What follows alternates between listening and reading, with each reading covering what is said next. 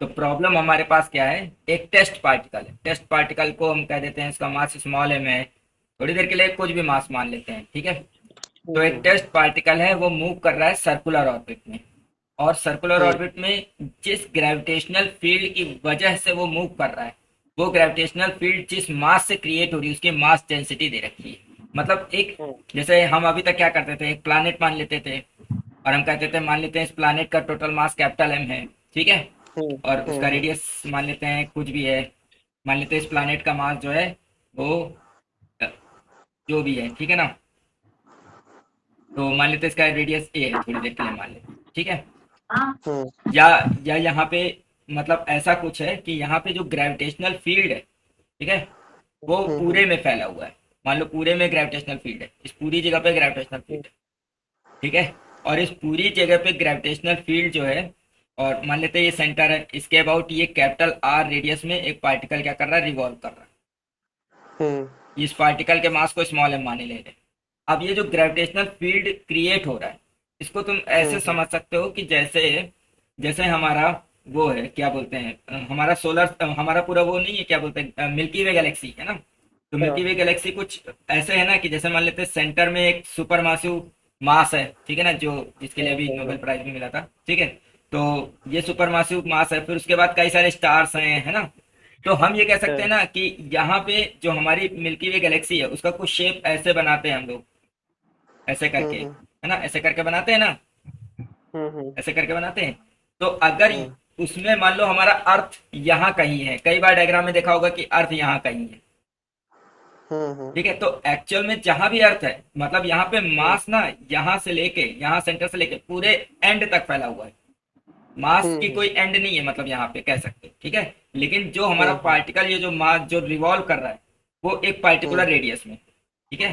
तो हम यहाँ हम्म पे एक प्लानिट नहीं मान रहे हैं कि एक प्लानिट है जिसका रेडियस, ऐसा नहीं कर रहे, पहले एक गलती कर रहे थे, प्लानिट नहीं लेंगे, क्योंकि फील्ड हम्म पूरे में है, ठीक है ना। अब ये फील्ड हम्म जो यहाँ पे फील्ड है, मतलब इस यहाँ तक के मास है, इसके बाहर भी मास होगा, लेकिन क्योंकि जब हम यहाँ पे फील्ड लेंगे तो इस स्फेयर के अंदर जितना मास आ रहा होगा उतना फील्ड लेंगे, ठीक है। हम्म यही तो करेंगे, इस स्फेयर के अंदर जितना मास आ रहा होगा सिर्फ उतना फील्ड लिया जाएगा, ठीक। तो उस फील्ड की वजह से जब ये रिवॉल्व कर रहा है तो इसका टाइम पीरियड मान लो कैपिटल टी इन्होंने कहा है। अब इस टी हम्म का इस आर से रिलेशन निकालना है, ओके। देखो, अब हम क्या करेंगे, हम हमको इस स्फेयर का मास लेना है, ठीक है, हम्म जो हमने इसको ऐसे ड्रॉ किया। अब हमने क्या हम्म किया था कि जब हमने थ्री डायमेंशनल में वो बताया था, थ्री डी इंटीग्रल, तो हमने कहा था कि हम्म अगर हमको थ्री डायमेंशनल, खासतौर से जिसमें स्फेरिकल सिमेट्री है, हम्म उसमें अगर हम स्मॉल मास माने डीवी मान लेते हैं, हमको इसको टोटल मास लेना है, तो टोटल मास के लिए क्या होगा फॉर्मूला, टोटल मास के लिए फॉर्मूला होगा वॉल्यूम इंटू डेंसिटी, होगा ना। वॉल्यूम तो यहाँ पे जो डेंसिटी मास होगा ना, वो हम्म केवल वॉल्यूम इंटू डेंसिटी होगा, वो होगा डेंसिटी इंटू स्मॉल वॉल्यूम। क्यों? हम्म क्योंकि यहाँ पे डेंसिटी जो है ना वो वेरिंग है, कांस्टेंट नहीं है। हम्म यहाँ पे डेंसिटी वेरिंग है, कांस्टेंट नहीं है, ठीक है। तो जब भी हम्म मास की जरूरत पड़ेगी, जो कैपिटल एम होगा उसकी जगह रो इंटू हम्म डीवी आएगा, पहली बात, ठीक। हम्म ओके। अब हमको टाइम पीरियड निकालना है, तो टाइम पीरियड के लिए रिलेशन क्या होना चाहिए, टाइम पीरियड का फॉर्मूला क्या था, two T. Pi R upon v वो नॉट। तो वी के टर्म में था, लेकिन वेलोसिटी यहाँ पे लेनी नहीं है। नहीं तो फार्मूला एक इसका आया था अंडर रूट हाँ। आर प्लस एच का। हाँ हम्म आर आर क्यूब था ऊपर, हम्म नीचे जीएम था, मतलब टू पाई ब्रैकेट में बाहर लिखो, T equals to two pi under root hmm. R plus H cube upon G R square. तो आर प्लस एच लिखने की जरूरत, कैपिटल आर क्यूब लिख देते हैं। हाँ और R cube upon G R square. Small g था ना। स्मॉल जी, अच्छा, स्मॉल जी स्मॉल जी और आर आर स्क्वायर। स्क्वायर। नहीं, पूरा हाँ ही लिख लेते हैं, एक मिनट रुको, सही सही लिख लेते हैं। एक मिनट जरा पॉज करके हम फॉर्मूला लिख, तो देखो फॉर्मूला ये होता था T equal to two pi R under root, और देखो टू पाई आर सरकमफेरेंस हो गया और ये ऑर्बिटल स्पीड हो गई। अब इसको जब ठीक ठीक स्क्वायर करके लिखेंगे तो ये फॉर्मूला बनेगा, है ना। ठीक। ठीक। अब इसमें क्या करना है, मुझे कैपिटल एम की वैल्यू रखनी है। तो हम्म ये हो जाना चाहिए T square equal to four pi square R cube divided by G, और एम की जगह क्या आ जाएगा, इंटीग्रल ऑफ रो डीवी, ठीक है। हम्म अब हम क्या करेंगे, देखो यहाँ पे वॉल्यूम इंटीग्रल है, तो हम्म याद होगा कि अगर स्फेरिकल सिमेट्री होती थी तो हमने बताया था कि जी वॉल्यूम जो रो की जगह तो हम लिख देंगे ये के बाई आर स्क्वायर, ठीक है। और डीवी वॉल्यूम की जगह क्या लिखते हैं, तो डीवी की जगह लिखते थे क्या यार, R square sine theta D R D theta D phi, यही तो होता था। नहीं, बोलो, ये नहीं याद है। ये नहीं याद है। हम्म। वो कोऑर्डिनेट सिस्टम से लगाते हाँ, हैं। कोऑर्डिनेट सिस्टम से लिखते थे R square sine theta D R D theta D phi, ठीक है ना। अब जहाँ पे यार डी थीटा डी फाई। हाँ, और जहाँ पे यहाँ पे जो, क्योंकि यहाँ पे वॉल्यूम का इंटीग्रल करना है तो यहाँ पे 3 लिमिट होंगी। आर के लिए जो लिमिट होगी वो 0 से कैपिटल आर हो जाएगी। और थीटा एंगल के लिए कितनी हो जाएगी, तो स्फीयर के लिए एंगल जो चेंज होता है वो 0 से पाई होता है, एजिमुथल एंगल। और फाई जो होता है वो 0 से 2 पाई चेंज होता है, याद आ रहा है। और इसमें देखो, इसमें भी एक शॉर्टकट वो लग जाएगा क्या, इसमें भी एक ट्रिक लग जाएगी। यहाँ ये जनरल फॉर्मूला था, लेकिन हमने बताया था कि जब थीटा और फाई में कोई रिलेशन ना दिया हो, जैसे ये जो डेंसिटी है इसमें सिर्फ आर का रिलेशन दिया है, यहाँ ना थीटा है ना फाई है, ठीक है। बोलो। अब लास्ट में लिमिट क्या लिखी हो, 0 से 2 पाई। हाँ, 0 से 2 पाई, ठीक। ये किसके लिए है, फाई ये के लिए। इस फाई के लिए। लेकिन हमने ये भी बताया था कि जब मतलब जब वॉल्यूम इंटीग्रल कर रहे हो और अगर थीटा और फाई के लिए फॉर्मूला ना दिया हो, देखो यहाँ पे थीटा और फाई नहीं दिया है डेंसिटी में, ठीक है। तो हम क्या कर सकते हैं, साइन थीटा डी फाई, जब इस देखो साइन थीटा डी थीटा और डी फाई इसको जब सॉल्व करेंगे और लिमिट ऑफ पाई और इसको लेके, तो आ जाता था 4 पाई। क्या आ जाता था, 4 पाई। तो ये आ जाएगा 4 pi pi square by R cube है ऊपर, और नीचे आ जाएगा जी इंटू 0 से आर। और इन बाकी देखो ये जो इतना इंटीग्रल होगा ये, ठीक है ना। ये ये आर स्क्वायर कट जाएगा क्या। है, हाँ वो तो कट ही जाएगा, ठीक है। ये कट जाएगा और इतना इंटीग्रल 4 पाई बन जाएगा, ठीक।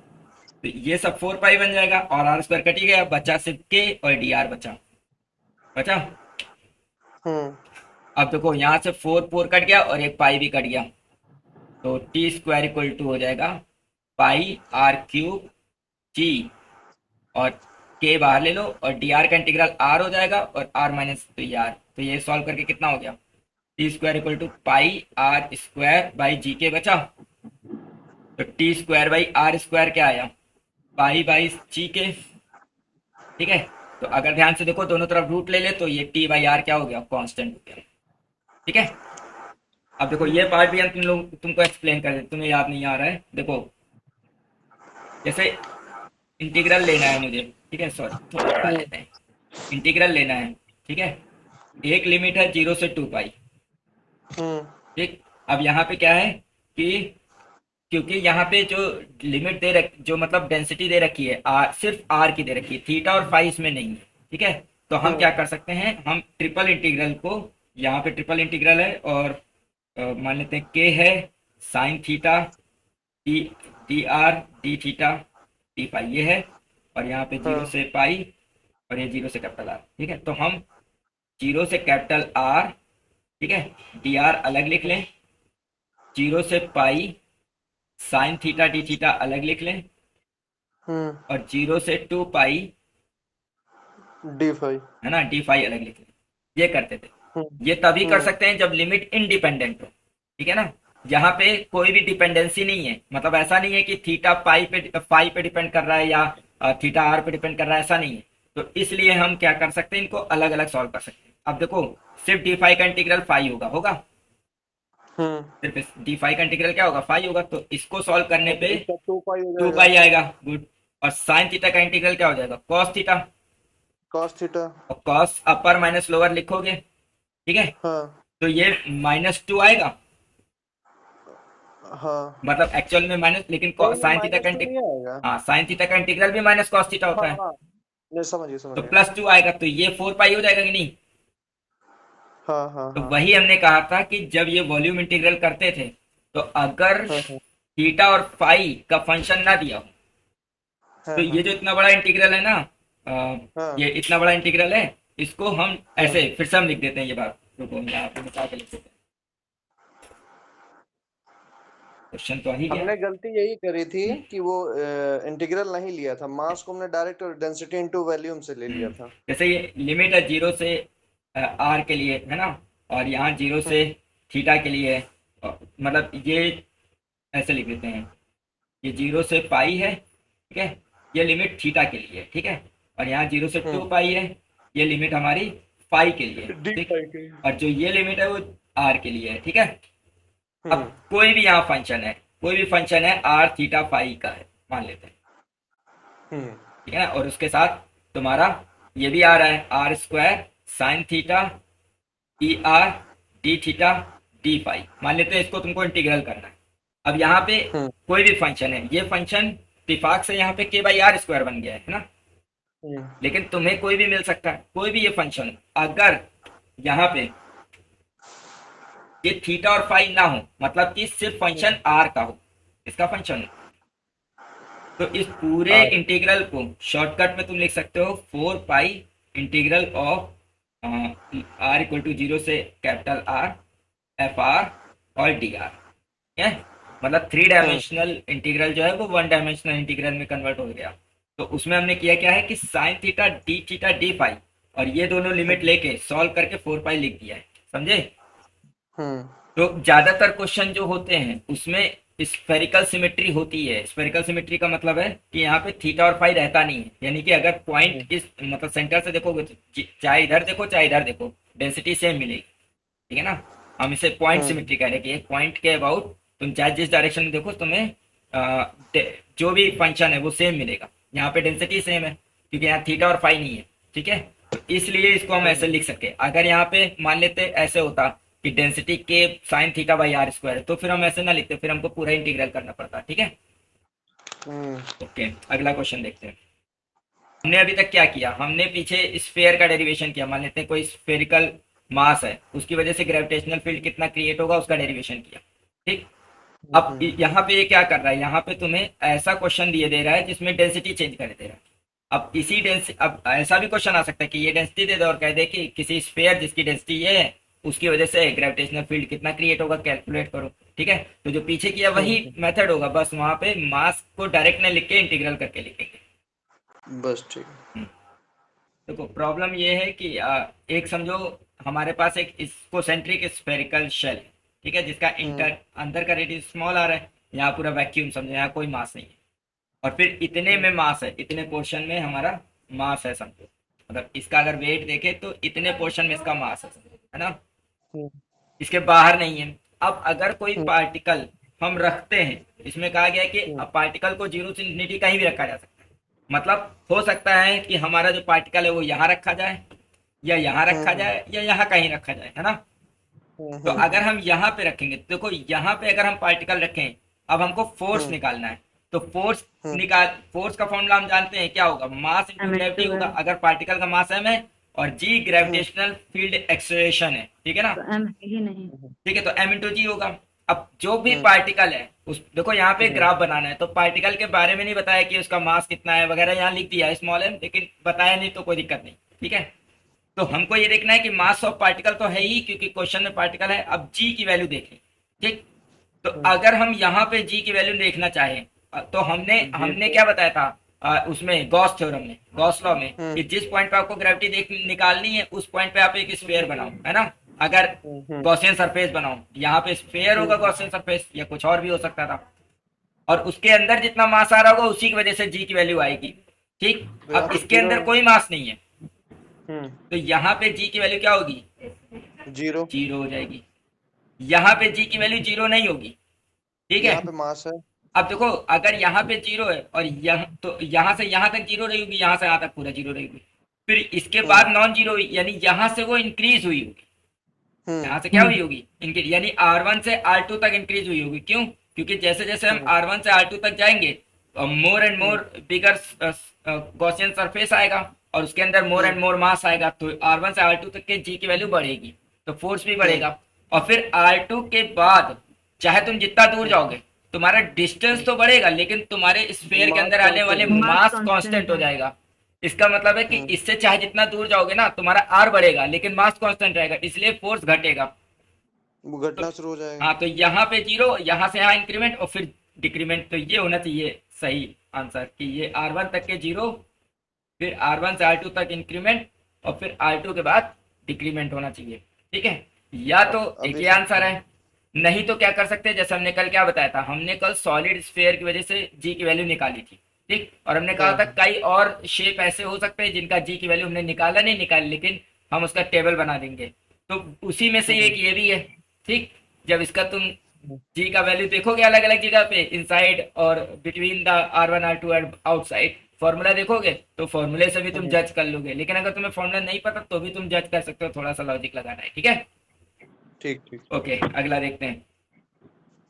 तो देखो प्रॉब्लम ये है कि यहाँ चार मासेस हैं स्क्वायर के फॉर्म में रखे हुए, ठीक है ना, और चारों म्यूचुअल ग्रेविटेशनल फोर्स की वजह से, मतलब हर एक पे हर एक का फोर्स लग रहा है, ठीक है, उसकी वजह से चारों सर्कुलर मोशन कर रहे हैं, मतलब ये पूरा सिस्टम जो है ना वो सर्कुलर मोशन कर रहा है ऐसे करके, हम्म चारों एक दूसरे की ओर रिवॉल्व कर रहे हैं। ठीक है, अब हमको बताना है कि हर एक की स्पीड क्या है, वी नॉट कर। ठीक है, तो हम क्या पहले क्या कर रहे हैं, किसी एक पे लगने वाले टोटल फोर्स को देखने, क्योंकि देखो हम क्या करेंगे, हर एक पे जो फोर्स लग रहा होगा ग्रेविटेशनल फोर्स, उसी से सेंट्रीफ्यूगल फोर्स जनरेट हो रहा होगा।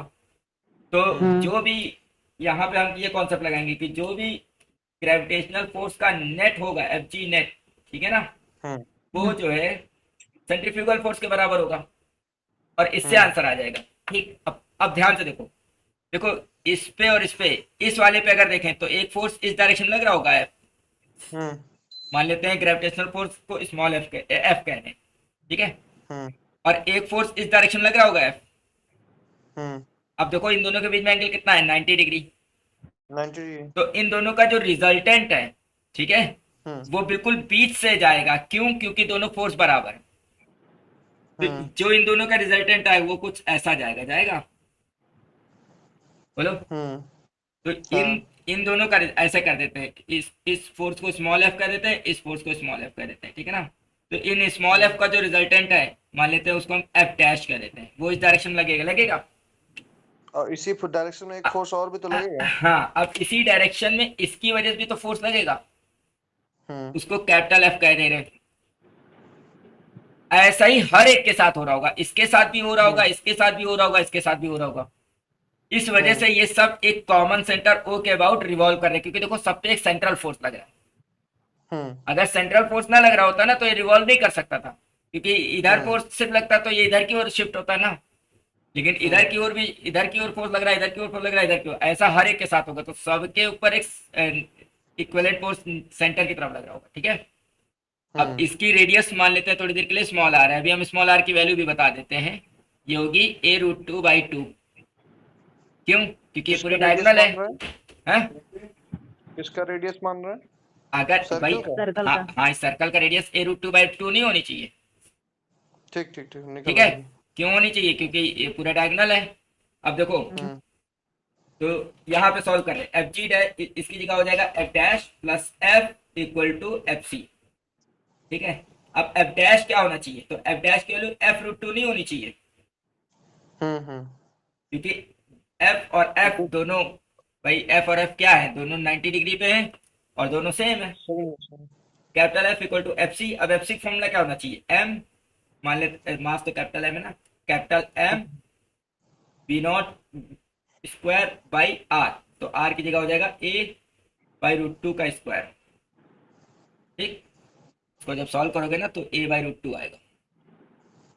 ठीक, अब f की जगह हो जाएगा g m1 m2, तो इन दोनों का जी m square by a square और √2 और प्लस इस f की जगह हो जाएगा जी m स्क्वायर बाई सीधे ये डिस्टेंस जो कि है a√2 का स्क्वायर, क्योंकि ये जो f है ना ये इसके और इसके बीच में लग रहा है, तो इन दोनों के बीच में डिस्टेंस a√2 है, equal to m v naught square by a square और √2 का स्क्वायर 2 ऊपर आ जाएगा।